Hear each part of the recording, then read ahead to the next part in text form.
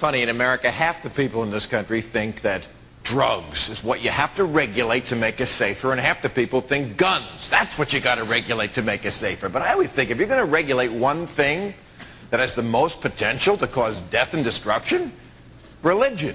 You got to start with religion, and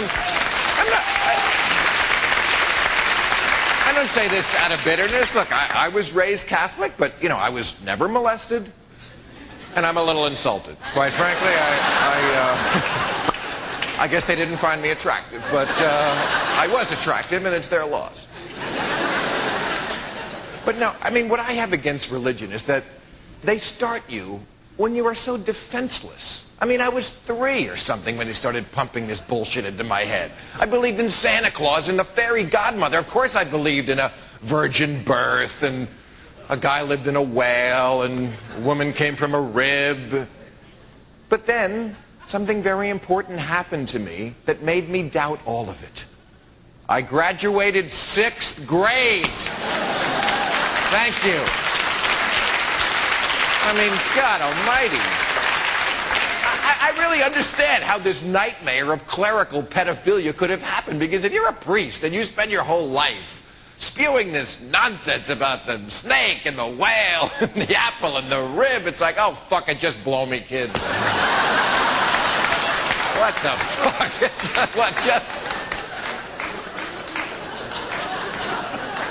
Also, what is so hard about just saying the words, I don't know?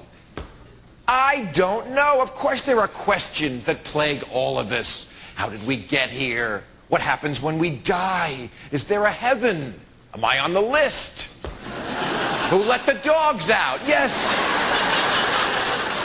But why would you believe what some other human being, whose brain, I promise you, is no bigger or better than yours, when he tells you he knows what happens when you die?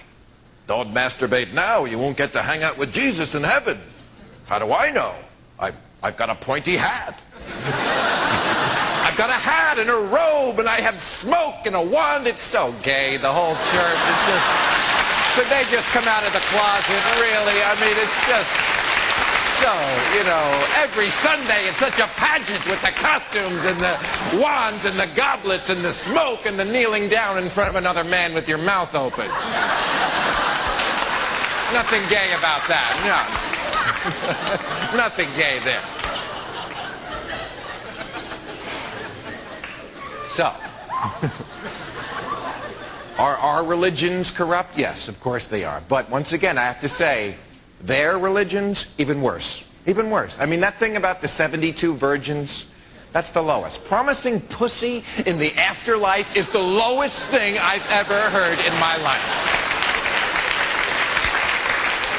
I mean, I am no Christian, but I do think Jesus is a fantastic role model, and the reason he is because he never said anything like, blessed are the meek, for they shall get laid. Also, by the way, 72 virgins is very suspicious to me. It's a clue. It tells you we're dealing with people from a bartering culture. Because nobody starts with that number. Somebody said 100 virgins, 50, 85, 69, 79, 71, 73, 72, done. That's how you got 72. Yes. We are dealing with people from the Middle East. Arabs and Jews who have a lot more in common than they would like to admit. And one of the things they have in common is that they're from the Middle East, which was called that because it's in the middle. Because everything that went from Europe to Asia, always through, the commerce always had to go through the middle.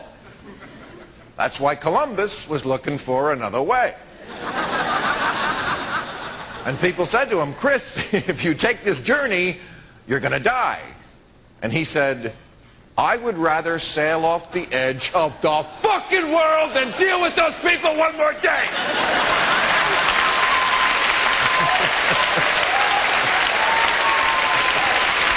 Have you been to the mall? But people from the Middle East, they are good with money. That is in their history. It is in their heritage. Terrorists are very good with money for that reason. They're brilliant at laundering money. It's the one thing they do launder.